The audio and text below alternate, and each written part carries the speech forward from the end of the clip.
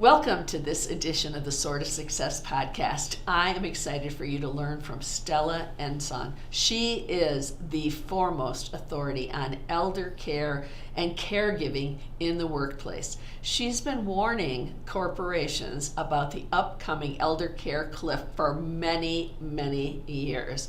You will learn so much from her today. Welcome. Welcome to the Soar to Success podcast, Stella. Thank you. I'm glad to be here. I'm excited. I am excited too because people need to hear what you have to say. So before we get going on the elder care cliff and what these corporations need to know about their employees and caregiving, let's first talk about what you do really and your why behind it. I do two things. I help the family caregiver, who usually is at the workplace, to find ways of converting and transforming caregiving into a gratifying experience. Because typically caregiving is this accidental, scary thing that frustrates you, and yes, so that's the first thing I do. Then the second thing that I do is I help businesses and corporations to care for their employees who are family caregivers. I always say that people don't buy people. People buy companies that have great people. And people don't buy companies either. So someone would buy your company or pay for your services because you have great people working for you. So this program helps employers care for the great people so these people can care for the business. Yes. And what is your why? Because without good people, companies don't grow. Without caregiving, the entire economy goes down. Yeah. Because 76% of the people who work for every organization, that group, 76% of employees, are involved in some form of caregiving. And the caregiving takes away from the ability to be productive, from the ability to take on new positions, from the ability to grow professionally. And if you don't grow professionally, there is no way that you can lift the company that you work for up. Yeah. So without programs like this that support the family caregiver at the workplace, the employee doesn't do well, the company doesn't do well. Yeah. And I've been a business owner myself for 25 years. So I understand productivity. I know what it means to be absent. I know when you are overwhelmed with caregiving what happens. I know the health implications. I know the financial implications. So I do this so together, the employee and the employer, we can transform caregiving to a gratifying experience and make the company profitable. And so what programs do you have to offer to make this happen? First, there is a free program. And this free program is open to everyone, anyone in the community, anyone at work. This free program provides 12 sessions for free, one a month, to anyone in caregiving, anyone supervising someone who is a caregiver, anyone interested in learning more about caregiving. What these programs do is they bring general information, they bring tips, they bring action plans, they bring action steps, they help people plan for care. Okay. So that it makes the whole process easier. And when people plan for care, cost reduces, stress reduces, productivity goes up, and life is good. And so what about the people who don't plan for care? The people who don't plan for care, I say these people have what I call care crashes. Yes. This is when the person that is getting care, the care recipient, gets so ill or so they get so caring for them becomes so overwhelming that the care recipient has to be maybe placed in a hospital. So that's what I call my care crash. So with the care crashes, when the care recipient needs care, but the caregiver has fallen apart. So these people who don't plan for care, they have these crashes, they land in the hospital, their healthcare cost goes up, the insurance cost for the company they work for goes up.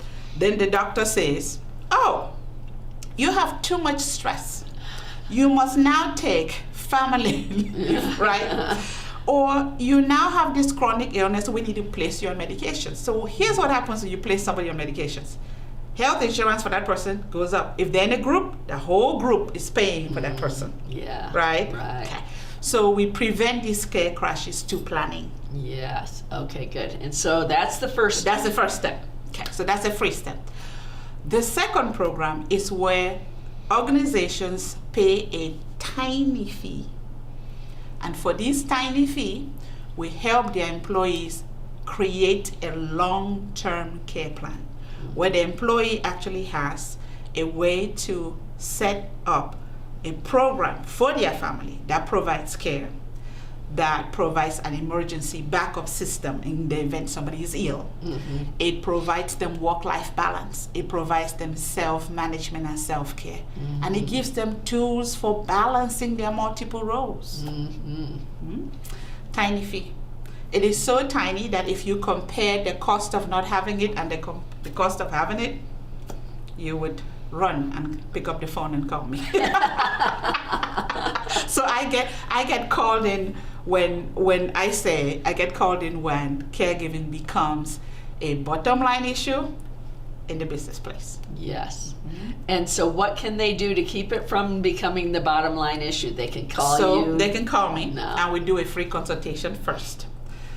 For many companies, the free program is enough for a start, especially when the company is small. But then as time goes on and the group gets bigger, law of averages, then you get more people who need that. But then there are supervisors and CEOs who they themselves are caregivers. Yes. Right? Okay. So when we start with that free program, we grow. And then we help the company provide this as a benefit. So the cost becomes something a company can write off.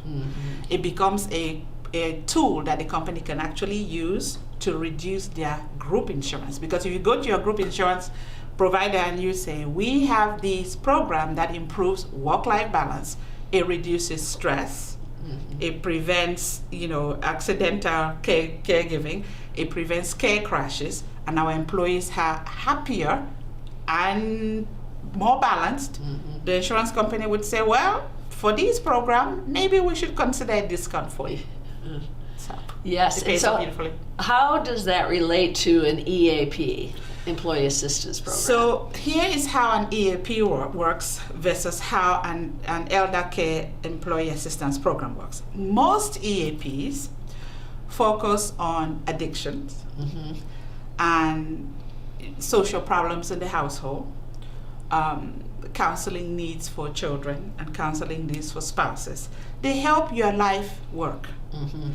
What's missing in most EAPs is that elder care piece. And in EAP programs now, what happens is when you call your EAP provider and you say, I'm a caregiver and I need help. What they will do is they will make a phone call to people like me. And then they would say, do you have a list of community resources? Sure, I would send them to my free site and they would download it. Then they would hand it over to the employee. What is a list gonna do for you when you have in front of you an 85-year-old grandparent or parent recovering from surgery, sent home from the hospital early, needs care, and you can go to work? What's that list gonna do for you? Or you're at work. They give you this list. By the time you get off, all those community resources, they're closed. So tomorrow, your problems are still there the way they were yesterday, sometimes worse. What my program does is we engage the employee in that planning process. They take this little survey. How many caregiver recipients are in your family? What are your community resources? What is the plan for care? What is the backup plan? How do you care for yourself? These are the signs of caregiver syndrome. And we help them through making not only this plan, but on a monthly basis, we have a virtual support group.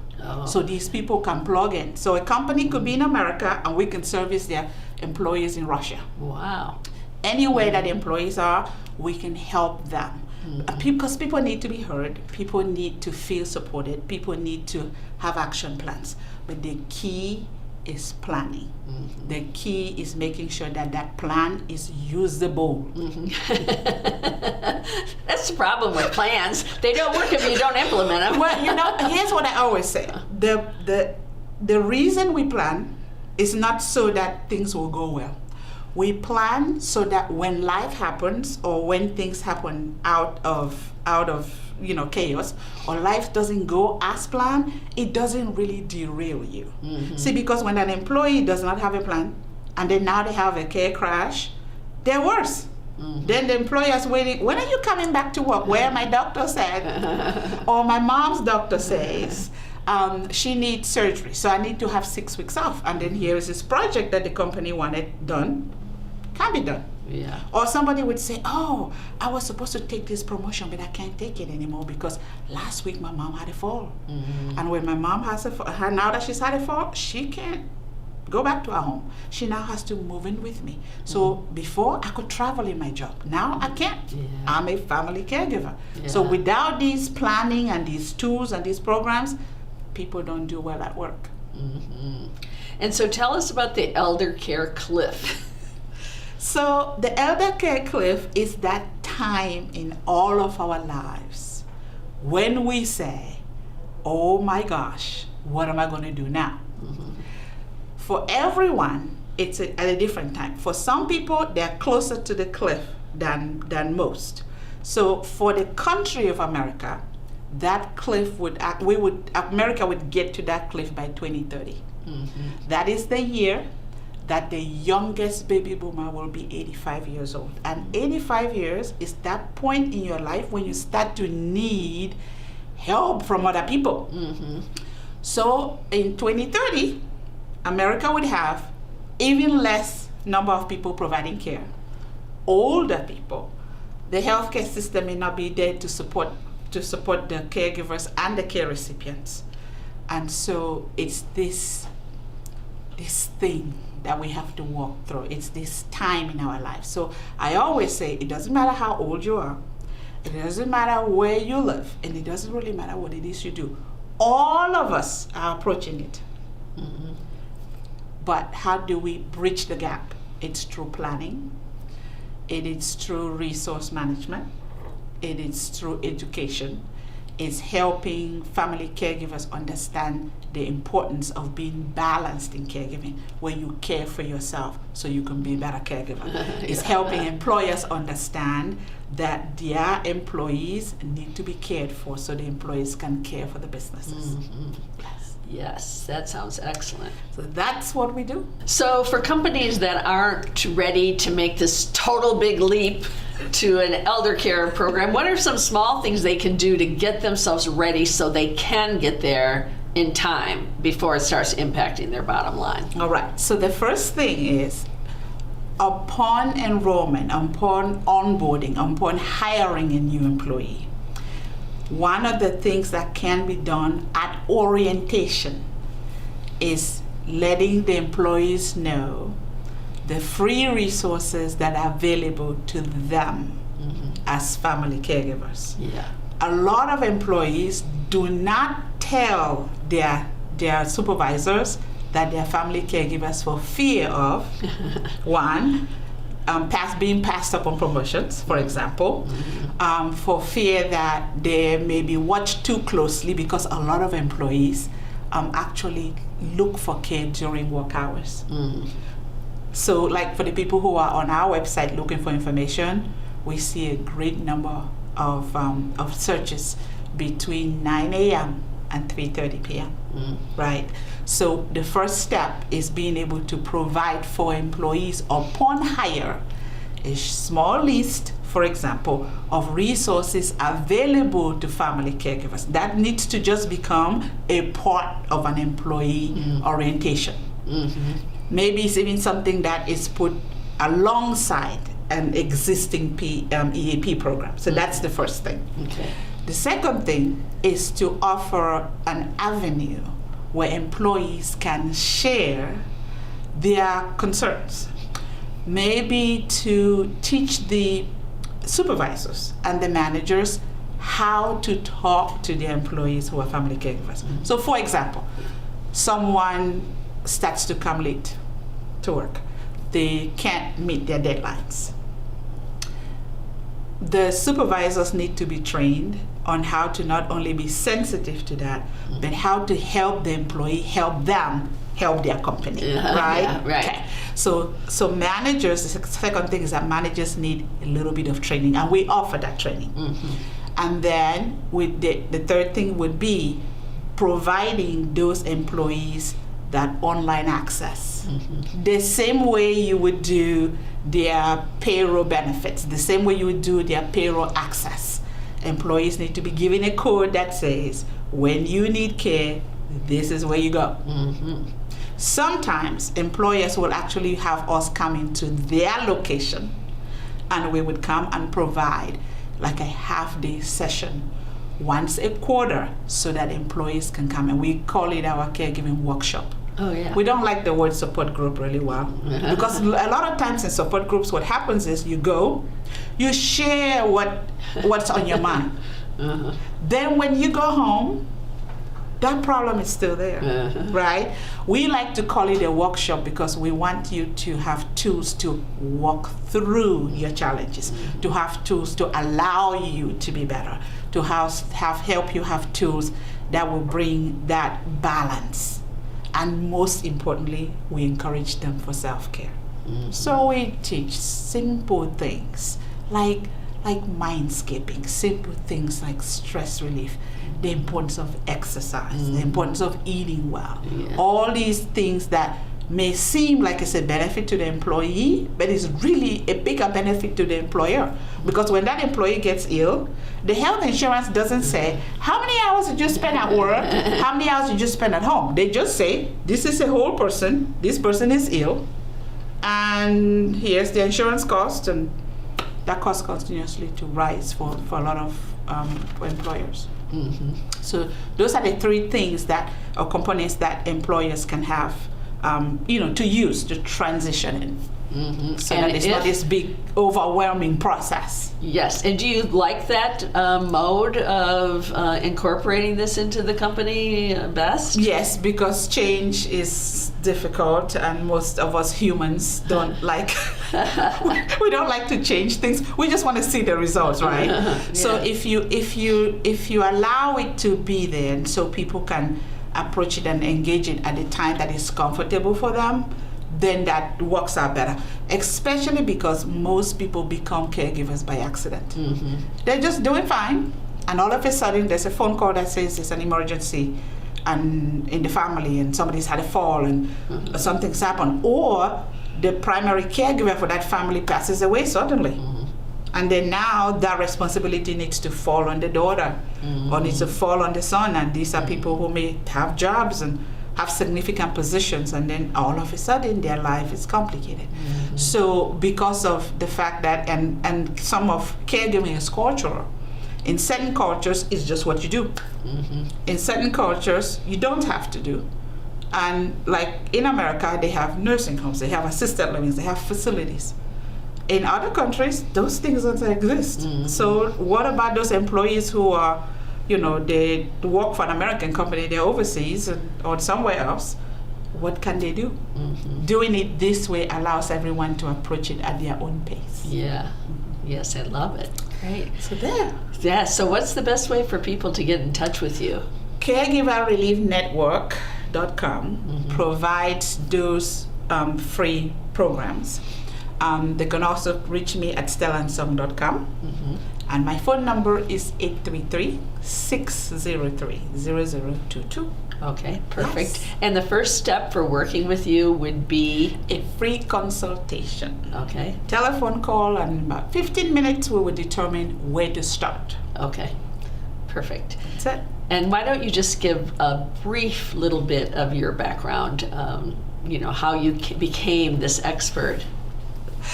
I became a nurse when I was 19. And I have owned 9 companies in my lifetime. So for the last 25 years, I have been a business owner.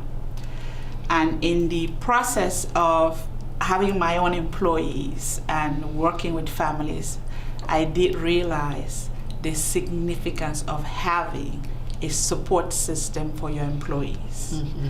Because without them, the company doesn't exist. Mm-hmm. I go back to my old saying that people don't buy companies, people buy people who work for great companies. Yeah. Yes. So I teach nurses, I teach physicians, I teach nurse practitioners how to care for older adults and people with disabilities. Mm-hmm. Yes. Excellent. Great. Well, thank you so much for being with me today. Thank you. Thanks for listening to the Soar to Success podcast. For more insights into growing your business or improving your quality of life, visit soartosuccessmagazine.com and subscribe to the Soar to Success podcast on iTunes.